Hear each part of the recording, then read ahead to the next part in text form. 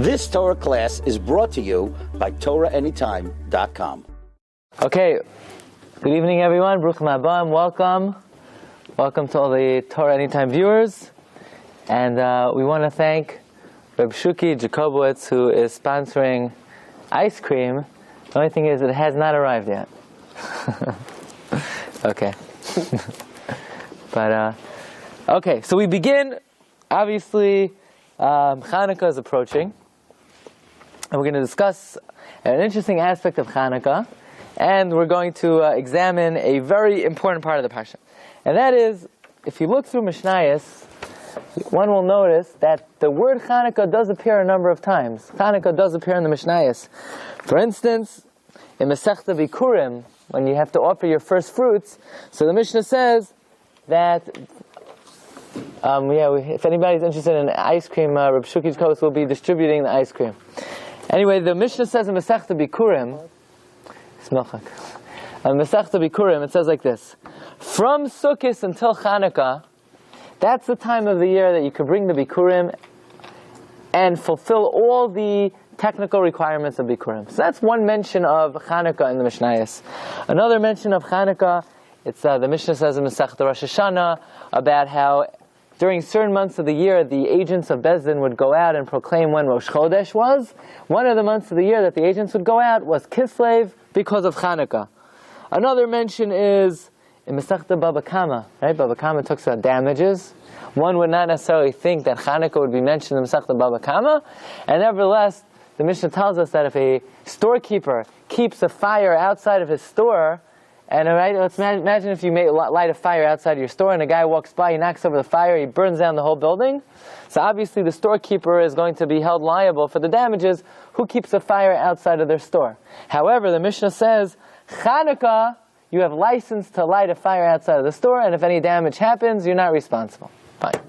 So there are a number of mentions of Chanukah in the Mishnah, and nevertheless, one would expect that there should be an entire Masechta dedicated to Chanukah. You have Masechta Megillah. Masechta Megillah, Yossi talks about... Hey, don't Eretz. Masechta Megillah talks about Purim, yeah? And we have many, many Masechtas about all the Yom Tovim. We have Rosh Hashanah, Yuma, Sukkah, and yet there's no Masechta about Chanukah.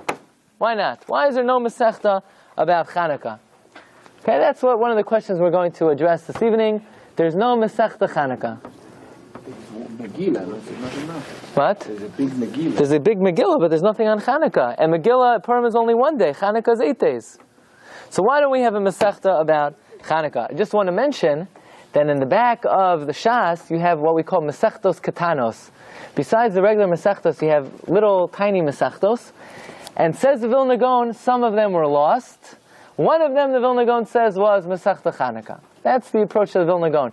That there was a Masechta Chanukah and it was lost, but we are going to endeavor this evening to try to come up with a different explanation. Why is there no Masechta Chanukah? Yes? Question. The part about Chanukah in Masechta Shabbos, was that originally in Masechta Chanukah according to the Vilna Gaon, or that was totally different? You mean the Gemara? The Gemara Masechta Shabbos? No, what the Vilna Gaon is saying is Mishnayos. Mishnayos, yeah. Okay. So Chanukah before Purim or after? No, Purim before. After. After. Chanukah is after. Okay. So now, boy say, listen to this. We're going to examine one of the most complicated and complex episodes in all of Tanakh, and we're going to view it in a new way. Okay? And that is Mechiras Yosef, the sale of Yosef. And the first question we have to ask ourselves is, what in the world were the brothers thinking? They're going to try to kill their brother, Yosef? I mean, who are we talking about here? We're not talking about 11 slouches. We're talking about Gedolei Olam. We're talking about the greatest 12 individuals who are alive, other than Yaakov Avinu. Their names are engraved on the breastplate, the Choshen, on the Kisvos HaEphod. These are the 12 greatest sages in the Jewish people. How could they try to kill their brother? What were they thinking? What were they thinking? First of all, they wouldn't kill anybody. The brothers would not kill anyone. The Shvatim wouldn't kill anyone. They wouldn't even kill a guy. Certainly not their brother.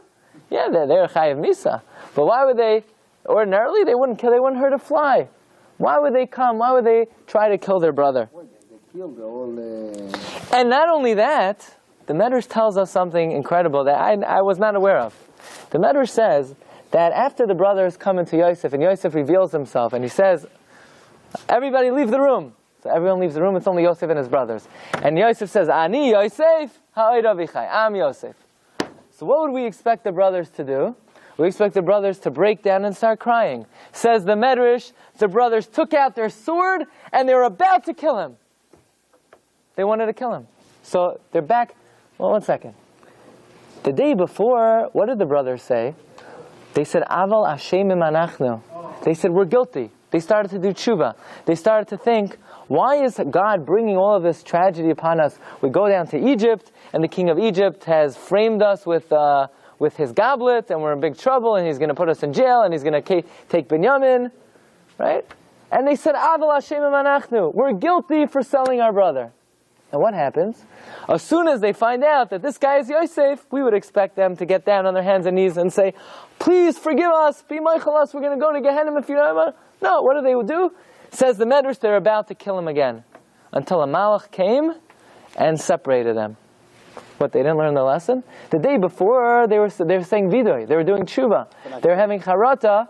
For not killing him. No, they were doing tshuva for selling him. Maybe they should have killed him. No, that's not what they're... Right? It says, in fact, the Rashi says they went into Mitzrayim. They said, we're willing to risk our lives to bring back our brother.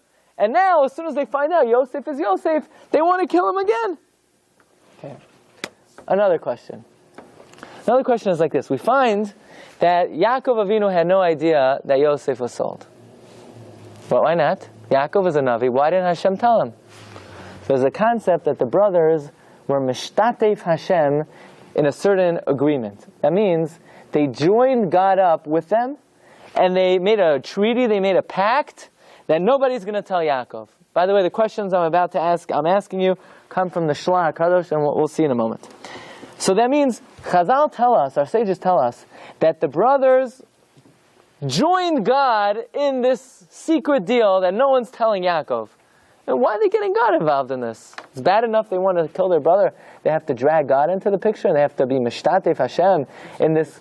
There was a, so to speak, a cherem. They were going to excommunicate anybody who reveals to Yaakov that Yosef was sold, including God. I mean, why are they getting God involved in it? Why are they joining Hashem? You know, there's a concept that tzaddikim don't like to be involved in what? Machlokes, in any kind of strife. Even when Yaakov Avinu, at the end of his life, he's giving a bracha to Shimon and Levi, what does Yaakov Avinu say?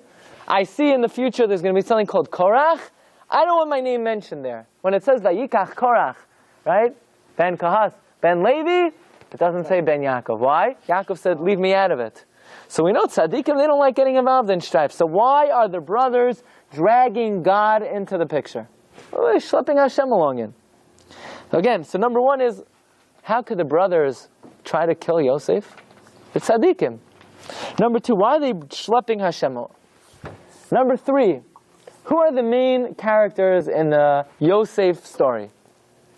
Going down to Mitzrayim, talking to Yosef, dealing with Yosef, speaking to Yaakov.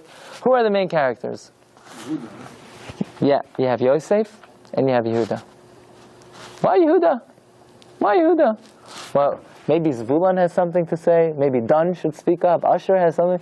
Well, why Dafka Yehuda? Nobody else has anything to say about this? Maybe Yisachar, what? Melech medaber melech. Okay, now we're talking a little bit. Now we're talking. Okay, we'll see. We'll see. Reuven was a little involved, but then Yaakov didn't like what he said. He said, my Bechar is a shaita, Yaakov said. Right? Rashi brings down. So it's Yehuda and Yosef. What? So, yeah, but in the Chumash, the main characters are Yehuda and Yosef. Also, in the beginning of the parsha, Yosef HaTzadik, he has two dreams. He has the dream of the bundles and the dream of the stars. Both dreams are basically saying the same thing. All the bundles bow down to Yosef's bundles. All the stars bow down to Yosef. What do you need two dreams for? One dream's not good enough. You have to have two dreams. What was the purpose of these two dreams? Okay? And finally, question number 6 is, if you read through the parsha from beginning to end, it's basically about one topic. What is it about? The sale of Yosef. With a brief excuse the expression, with a brief commercial in the middle, right? We have a brief interruption. What's the interruption about? Right? It says they sell Yosef down to Mitzrayim. Okay, we were sorry. We have to interrupt the regularly scheduled parsha to bring you the following story. There was a man by the name of Yehuda. He goes down to some place. He has 2 sons. They both get married. They both die for sinning. Yehuda then, what? He bumps into one of their wives. He doesn't want to live with her. A malach comes. He pushes him into her. They live together. Yehuda lives with his daughter-in-law. Fine. And now the daughter-in-law is accused of immodest behavior, and they're about to kill her. And Yehuda admits, it's me. And then, let's go back to Yosef and Mitzrayim. What does this story of Yehuda living with Tamar got to do with Yosef and Mitzrayim? It's so important to know this that we have to interrupt the parsha in the middle at Rabbi until, right? All of a sudden at Rabbi, we stop this Yosef story, right? And then we bring you some kind of episode that has nothing to do with anything. What's it interrupting the parsha for? What, they didn't have enough words in the parsha, so we had there's certain minimum words you have to have in the parsha. They weren't making it, so we stuck in the story of Yehuda and Tamar. What does it got to do with anything? Not to confuse who's going to be the king. No, but שתיהם גם יכלו להתחבות. Like Yehuda can say, I don't know who is this woman, and Yosef can just go with the lady. Yehuda is more important than Yosef. Much more important. Yosef is important in the parasha, but it's not important to the Jewish people. So let's see. Let's see. By the way, we're going to learn now the way the Shlach HaKadosh understands Parshas Vayeshev, Miketz, and Vayigash. Who is the Shlach HaKadosh? Rabbi Yeshaya Horowitz. Rabbi Yeshaya Halevi Horowitz. He was born in the year 1560, somewhere near Prague. He passed away in 1630 in Israel, in Tveria, where he's buried next to the Rambam. Buried right next to the Rambam. He was a holy Jew. But, let me tell you, that the Shlach HaKadosh, when he was a young man, he was the Rav in Prague together with Rabbi Ephraim Lunchitz, who is the author of the Kli Yakar. Kli Yakar passed away, and the Shlach HaKadosh took over as the Rav of one of the most prestigious cities in Europe. He's a rabbi in Europe, but he's yearning for Eretz Yisrael. He's yearning for the Holy Land. And finally, in the year 1620, his wife passes away. And now it's time for him to make his dream a reality. And he's planning on moving to Eretz Yisrael, but he doesn't want to tell anyone. He doesn't even tell his children. The year 1621 comes, word slips out that the Shlah is about to move. His children find out. They plead with him, please stay, please stay. He said, no, I've already made up my mind. He's on his way to Eretz Yisrael, but he says, as a consolation to you, I will write you a special ethical will. He starts writing. He can't finish. 1 volume, 2 volumes, 3 volumes. I have 5 big volumes at home. That was his tzava, his ethical will. The Sefer Shlach HaKadosh was the will that the Shlah wrote for his children. He was not able to finish in Eretz Yisrael. He was not able to finish it in Prague. He finished it in Eretz Yisrael. Very interesting. The Shlach HaKadosh arrives in Eretz Yisrael. He has 2 offers. We spoke about the Shavuos night. He has an offer from the city of Tzfas to be the rabbi. He has an offer from the city of Yerushalayim. The Shlah himself was an Ashkenazi. There were more Ashkenazim in Yerushalayim at the time, plus Yerushalayim had a wall around it, and he chooses to go to Yerushalayim. He enters the gates of Yerushalayim Friday, Erev Shabbos, Parshas Vayetze. What are the gates of Yerushalayim called in Parshas Vayetze? Shar Hashemayim, the gates of heaven. The Shlah says he's going to write a sefer on the Siddur called Shar Hashemayim, which is the parish of the Gra on the Siddur.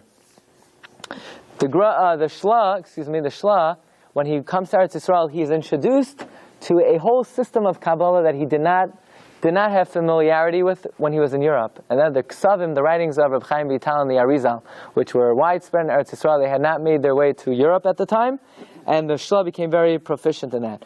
The Shlah was known as an Ish Kadosh. By the way, he was also independently wealthy, and they say that at every meal he fed 80 Bachram at his table at every meal. That's a Shlach HaKadosh. Did he stay in Jerusalem or went to Tzfat?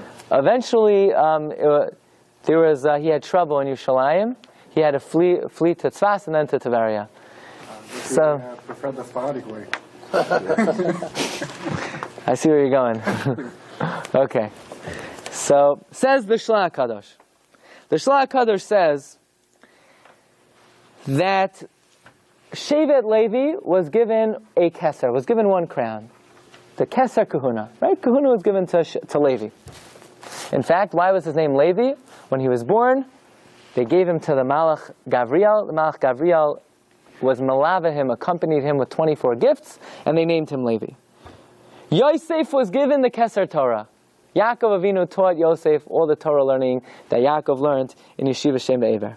But there's a third crown. The crown of Meluch, Keser Melucha, the crown of kingdomship, of reign, of power. Who does that belong to? That belongs to Yehuda. Malchus Beis Yehuda. Kings come from Yehuda. In fact, Yaakov Avinu tells Yehuda on his deathbed, Lo Yasser Shevet Mi Yehuda, the scepter cannot be moved away from Yehuda. And what does this mean? Says the Shla, this is a little Kabbalistic, okay, so hold on to your seats for a moment. So Melech David comes from Yehuda? David HaMelech is from Shevet Yehuda. Yeah. Mashiach ben David comes from Shevet Yehuda. God has a kisei. He has a kisei HaKavod. He has a chair. Right? What are the legs of God's chair? Lion. No, one's the face of... Those are the 4 images on God's throne. And now there's another thing, that God's chair has 4 legs. What are the 4 legs? Leg number 1 is Abraham. Leg number 2 is Yitzchak. Leg number 3 is Yaakov. The only thing is, if you ever sat on a chair with 3 legs, right? It's going to fall down. A chair needs 4 legs. It's not a stool, it's a chair. A chair needs 4 legs. The 4th leg is the leg that gives the chair amida, gives it standing, right? That's what we call the makeh b'patish. That's the most important leg is that 4th leg. The 4th leg allows the chair to stand. The 4th leg of God's throne is David HaMelech. Why is David the 4th leg? Because David, Malchus Beis Yehuda, Malchus Beis David, when there is a kingdom in the Klal Yisrael, that allows God's kingdom to be understood and recognized in the world. When we have Malchus Beis David, when the Jewish people have a real king, and that means the country is being ruled by the Torah, that means God's reign is understood and perceived in this world. That's confusing, because originally when Shmuel came, he didn't want to have kingdom. They should have a king. Even though we're going to talk, how could Shaul be the king? Says the but the kingdom itself shouldn't be. No, kingdom is a very important concept for the Jewish people. Why was it inappropriate? Because the Jews asked, we want a king kechol hagoyim. It's not the concept of Malchus was foreign to the Jewish people, it's the way they asked for it. Now, how could we know there were kings from other Shvatim, like Shaul HaMelech came from Shevet Binyamin? Says the Shla, what does the word Shaul mean? Borrowed.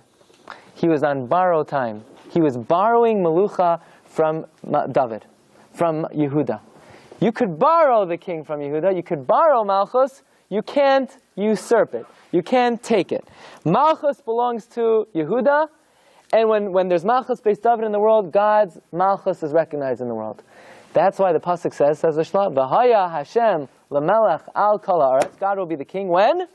B'yoyim hahu, on that day, Yeh Hashem Echad U'Shmai Echad. Echad ends with Daled, Shmai ends with Vav, Echad ends with Daled, that spells out David.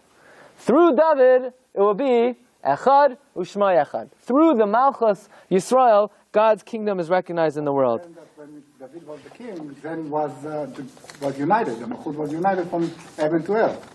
Yeah, there's this, God's reign was recognized in this world. Malchut David, like it was a Mashiach back then. Almost. As much as... It's even going forward, because Bet Mikdash Rishon, לא היה הבדל בין... Okay. So it's a continuous. It was for a long time. It's not even... Okay, so what? Echad U'Shmai Echad. The Seifei Tevis, the last letter, Echad is Daled, Shmai Vav, Echad Daled, David. It spells out David. Okay? So what does Malchus Yehuda do? It gives Amida, it gives stability to God's throne. When Yehuda was born, what does the Torah say? When Reuven was born, Vatahar Vateled. When Shimon was born, Vatahar Vateled. When Levi was born, Vatahar Vateled. When Yehuda was born, it says Vata'amoid Miledes. Vata'amoid. The Shlosh says a lesson of Amida. It finally gave permanence to God's throne. Okay. back down to earth a little bit. Says the Shla something very interesting. So what's Yosef doing being the king, dreaming of being the king, dreaming of being the melech, like the brothers tell him, HaMelech Timlech Aleinu, you're going to rule over us? HaMashal Timshal Banu? What's Yosef dreaming about being the king? Says the Shla that the verdict of history is, the way God orchestrates history, is that Yosef paves the road for the Jewish people to allow Malchus Beis David to come. What does that mean?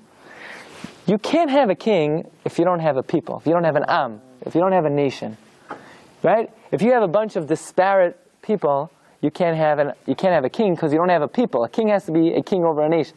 The job of Yosef HaTzadik is he lays the foundation. Just a moment back in the heavens, the midah of Yosef HaTzadik is midah of Yesod. You ever hear that? Yosef is Yesod. He lays the foundation of the Jewish people.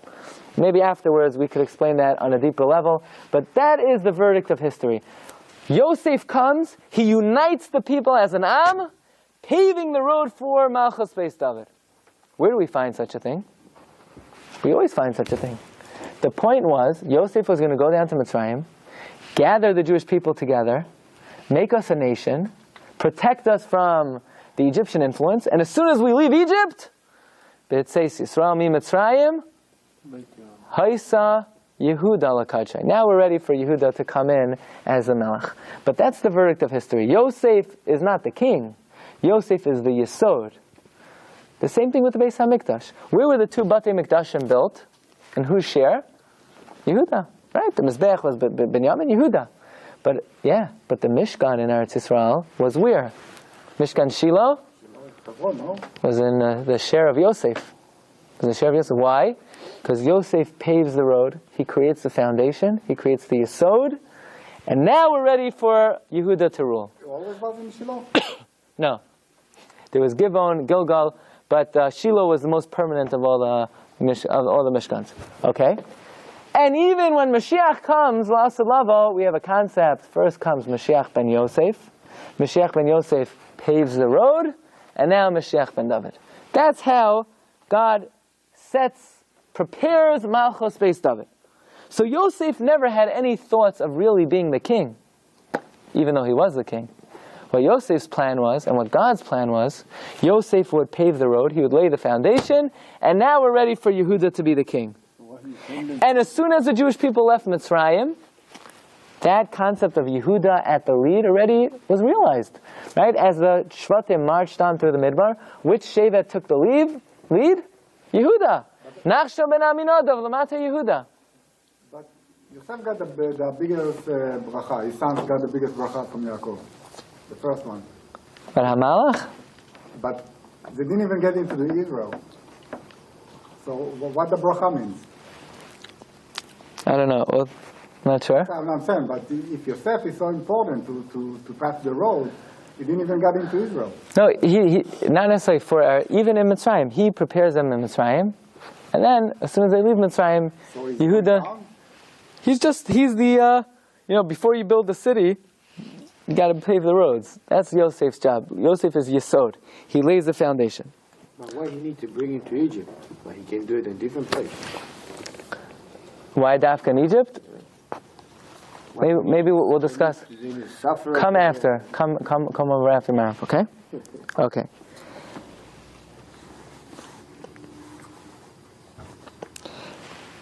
Again, so Yosef HaTzadik, his job is, he lays the foundation for Malchus Yehuda. And how many times did this happen? Mitzrayim and La'asad Lavo, when Mashiach will come. But the Shvatim did not understand this. The Shvatim viewed Yosef, what Yosef was doing, they didn't understand that Yosef was merely going to pave the road for Yehuda to be the king. They thought Yosef had plans of usurping the Melucha, taking over, he's going to be the king, passing it down to his children, and that forever Malchus would be in Shevet Yehuda. In Shevet Yosef, right, thank you. And the brothers knew, the Gemara tells us in Masechta Sanhedrin, Daf Kuf Yud, anyone who argues on Malchus Beis David is like arguing on the Shechina. Why? We've explained already. Because since the Malchus Beis David is the fourth leg, that gives God's kisei a certain permanence and allows God's dominion to be recognized in the world. So if you're going to argue, if you're going to be cholik, you're going to rebel against David and Yehuda, it's like rebelling against God, right? So if you're morid b'malchus against the king of flesh and blood, you're chayiv misa. All the more so if you start up with God Himself, because starting up with Malchus Beis David and Malchus Yehuda is like starting up with God. So says the Shla, you want to know why the Shvatim wanted to kill Yosef? Because Yosef is chayiv misa. That is what happens to someone who's morid b'malchus against a flesh and blood king. Certainly, if you're starting up with God. You want to know why the Shvatim were mishtatev Hashem in the deal? Because they didn't view what Yosef was doing just as a fight against them and against Yehuda. This was a fight against God Himself. So that's contradict to Elisha and Yeravam. Okay, well, Achia Hashiloni, you mean? Achia Shaloni and Yeravam, yeah. Achia Hashiloni? The Ramban explains that. We'll talk about that, okay? the Ramban in Parshas Vayechi talks about the Nevuah of Achia Hashiloni told Yeravam ben Nevat that, it's time to break up. You can break up. But isn't it like Me'arer al Malchut David? So again, just like Shaul didn't do a sin because he's just borrowing, the way the Ramban understands the Nevuah of Achia Hashiloni, as a temporary measure, at times it's okay. But as a permanent measure of taking the melucha and passing it down to your children and so forth, that was improper. Okay? If you're more of Malchus, not Melech David, is so chayiv misa? Yeah, chayiv misa. So any Melech? Any melech, yeah. But certainly if you're rebelling against God Himself. Now the Shvatim didn't understand that Yosef never had intention to take the melucha for himself and give it to his children. Yosef's job was merely to pave the road for what? For Yehuda to take charge. So again, who are the two Bali Dinim here? Who are the two Bali Machlokas? Who is fighting against who? It's Yosef against who? Yehuda. Why Yehuda? Because he's the one who Yosef is usurping his melucha. That's who the issue is between. It's between Yosef and Yehuda. Yehuda says, I'm the king. Malchus Beis David comes from me. You have no right to usurp my melucha. But the Shvatim did not understand that Yosef is merely the Yesod. He's merely paving the way. So again, we asked, why did the Shvatim try to kill Yosef? He's morid b'malchus. Not only is he morid b'malchus, he's morid b'malchus shamayim. That's why the Shvatim joined God up with them. We had a question. Why are the main Bali Dinim Yehuda and Yosef? Because that's what the Machlokes is about. Who gets the kingdomship? Who gets the melucha? Another question. Why was it necessary for Yosef to have two dreams? Right? He had one dream about the sheaves and one dream about the stars.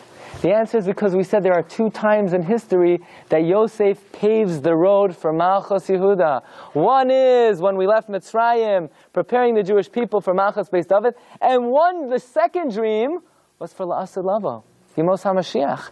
When before Malchus Beis David comes to the world, before Mashiach comes, we have Malchus Beis, we have the Melech Mashiach ben Yosef. So the second dream, there weren't two dreams about the same episode of Yosef being king of Mitzrayim. One dream was for Mitzrayim, one dream was for La'asad Lavo.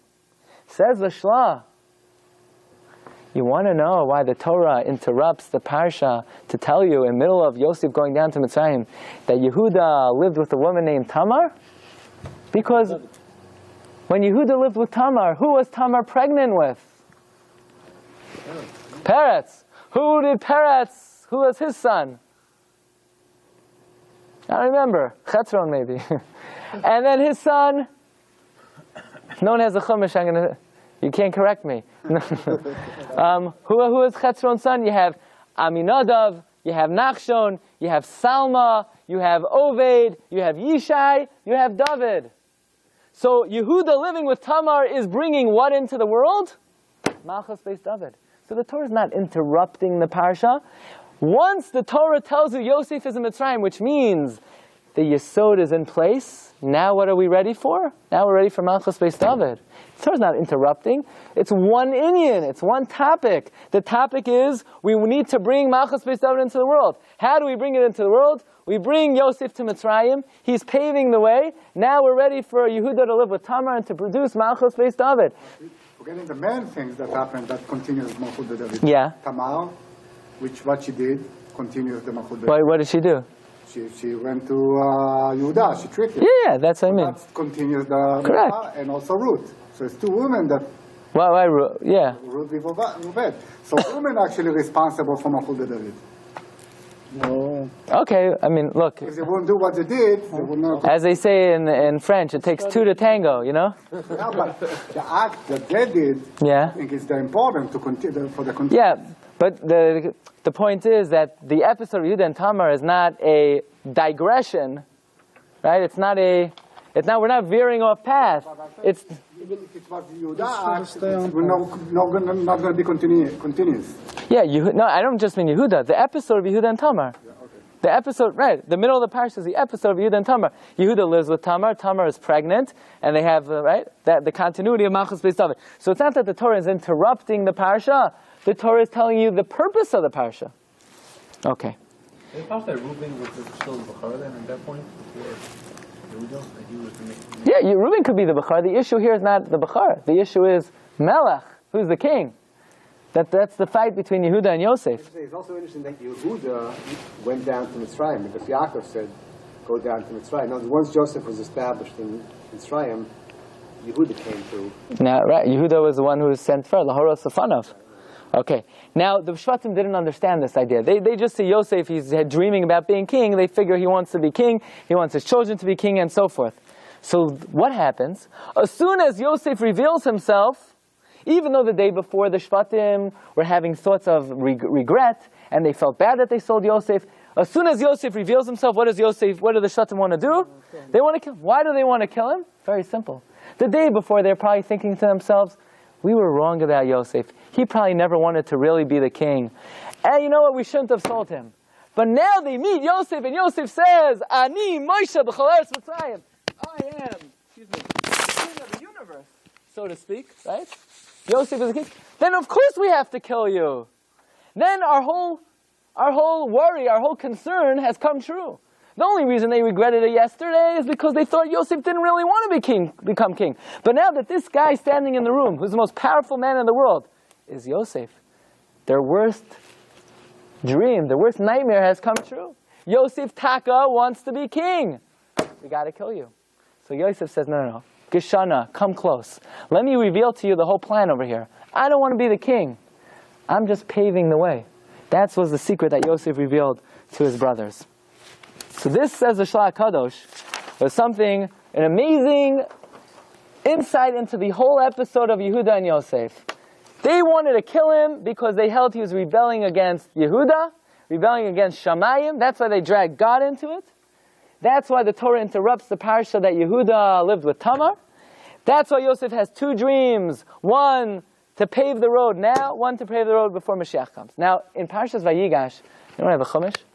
Yosef tells the brothers, look, God sent me here ahead of you for two things. Lasum lachem she'eris. What's a she'eris? To give you a remnant, so that you survive.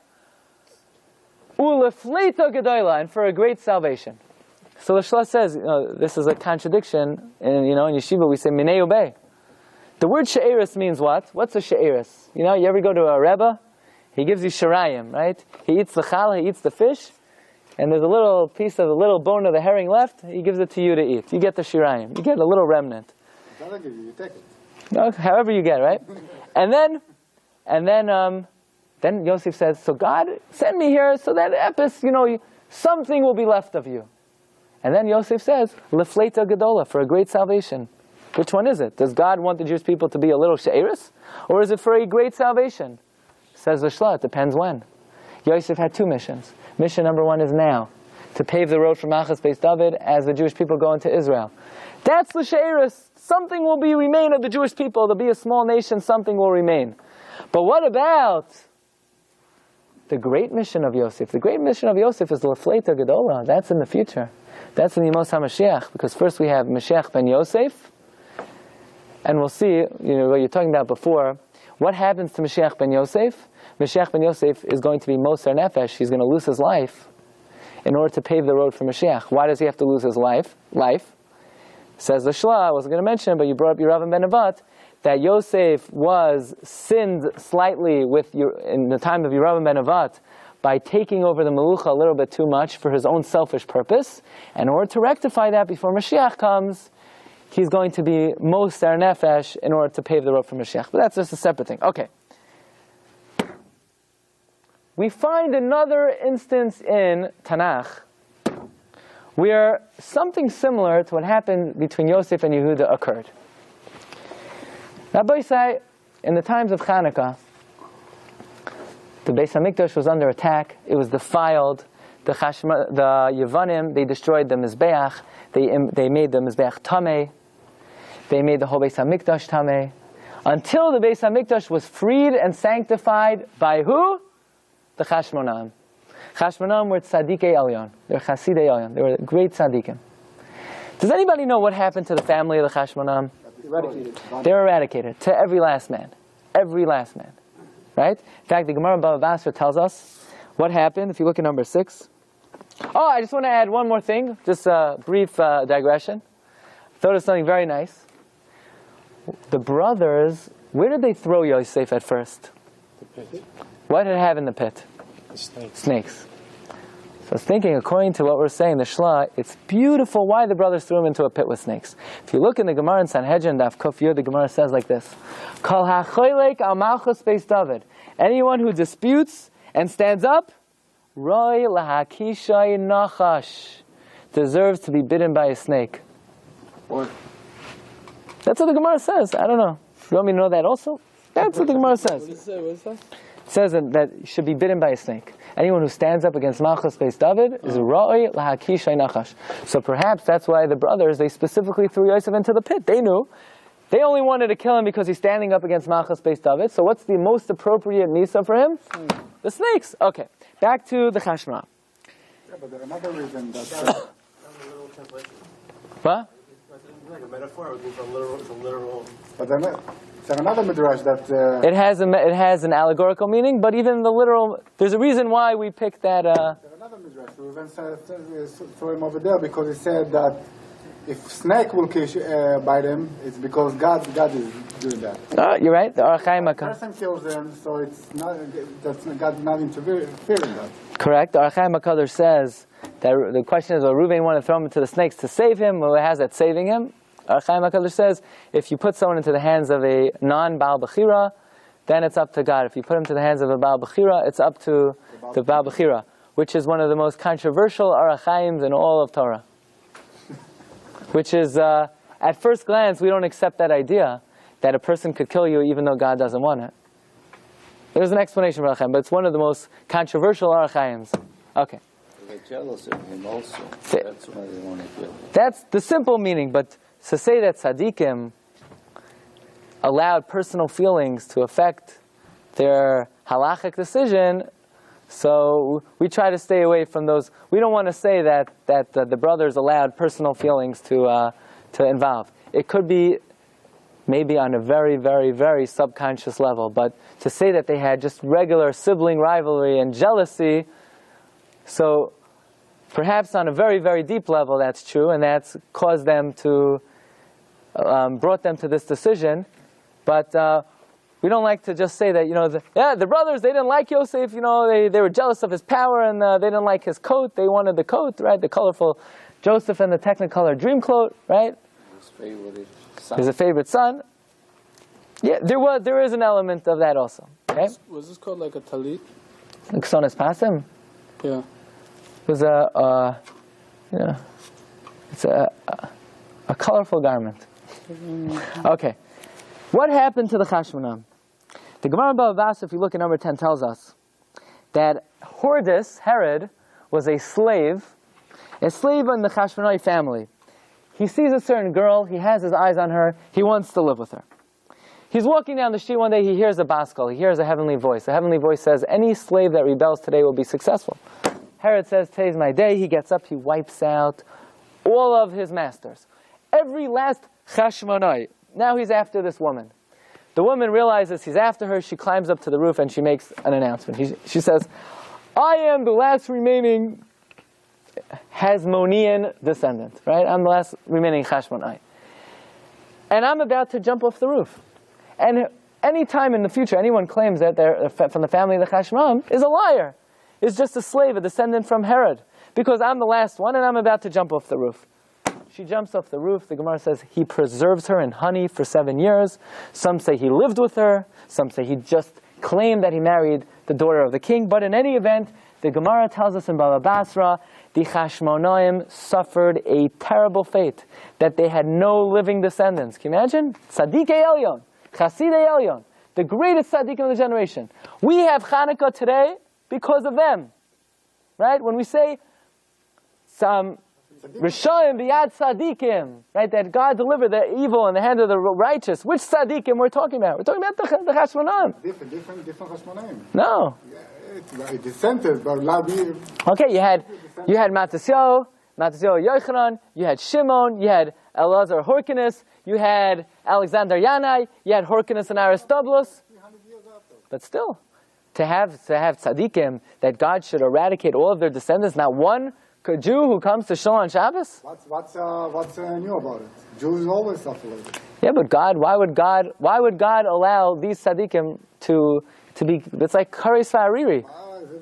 But Rabbi, the story that you can say that on every generation. No, like you have stories. You have Gedolim that they have some descendants that are not Shomrei Torah mitzvos. But to have to say that a tzaddik has not one living descendant, that's a very harsh misa. We don't find by anybody else. We don't find such a thing. Says the Ramban in Parshas Vayechi, the Chashmonaim were punished. Why were they punished? Because they took over the Melucha. At first, they redeemed the Beis Hamikdash, they sanctified it, they started to rule. But then, you can't rule if you're not from Yehuda. Yeah, temporarily, Shaul could borrow the Melucha, Yosef could pave the way. But to take the Melucha and to pass it down to your child, to their children, generation after generation, that is a violation of the command of Yaakov Avinu, La Yasor Shevet MiYehuda. The Melucha must remain in the family of Yehuda. And therefore, says the Ramban, God punished them. Every last one was wiped out to a man for violating La Yasor Shevet MiYehuda. In other words, what the brothers tried to do to Yosef, and what the brothers were worried Yosef was doing, was in reality what the Chashmonaim did. You know, you said that, but there's a very specific historical fact about the family. You can say that they claim Melucha, but also they were Mityavnim. With the Chashmonaim themselves? Yeah, after that. Later on, you have Aristobulus and Horkinus. They were Mesiavnim. You have the Gemara in Sota and Baba Kama that talks about how they surrounded the wall. But nevertheless, to have this tzaddik suffer these Chashmonaim suffer the fate that they don't have one living descendant, that's something you don't find. No, because many of them went to Rome. No, we do know. The Gemara says, if the Gemara says they were all wiped out, they're all wiped out. Yosef ben Matityahu, which becomes whatever, what the history, he went to Rome. We don't know what happened. Can we do questions later? We'll see. That's the verdict the Gemara gives. The verdict the Gemara gives is that the Chashmonaim are all wiped out.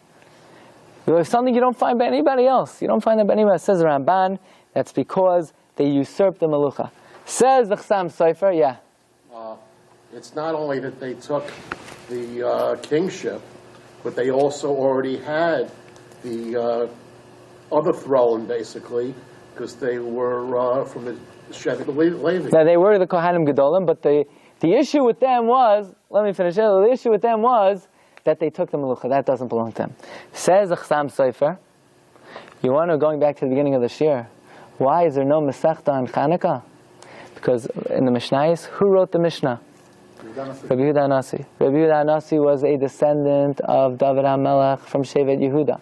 When Rabbi Yehuda Anasi led the Jewish people, the Chazal considered that a fulfillment of La Yasor Shevet Yehuda. That was the nevuah of Yaakov Avinu, that the leader of the Jewish people has to come from Yehuda.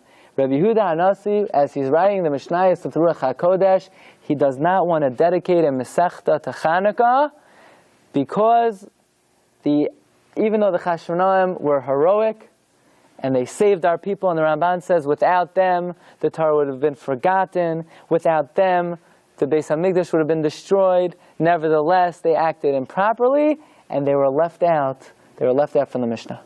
That's what That's what the Chassam Sofer. Explanation, Yehuda Nasi was very good relationship with Rome, and it was Correct. a big rebellion against the Rome. Many Jews were slaughtered. But they didn't want also to piss off the Rome. Therefore, they didn't write anything because the Rome approved everything. That's not a bad reason. If you look in Sfam Rabbi Reuven Margolis, he suggests something like that. But the answer the Chassam Sofer gives is that the reason why the Chanukah was left out as one of the Masechtos is because what the Shvatim tried to do to Yosef, right? What was the accusation against Yosef? Yosef, you want to be the Talmud Chacham? You're the Talmud Chacham. You can't be the Melech. You be the Melech, you have to be destroyed. La Yasser Shem Yehuda is not a simple Avera. Anyone who tampers with Melucha, you're not just tampering with Melucha. You're tampering with God. That's why the Shvatim joined God into it. What the Shvatim wanted to do with Yosef, that is what happened to the Chashmonaim, and says the Chassam Sofer, that is why Rabbi Yehuda Hanasi ultimately left Chanukah out of the Mishnah. Rabbi Isai, have a good evening. Thank you for coming. What was in the Chashmonaim's mind? You've just experienced another Torah class brought to you by TorahAnytime.com.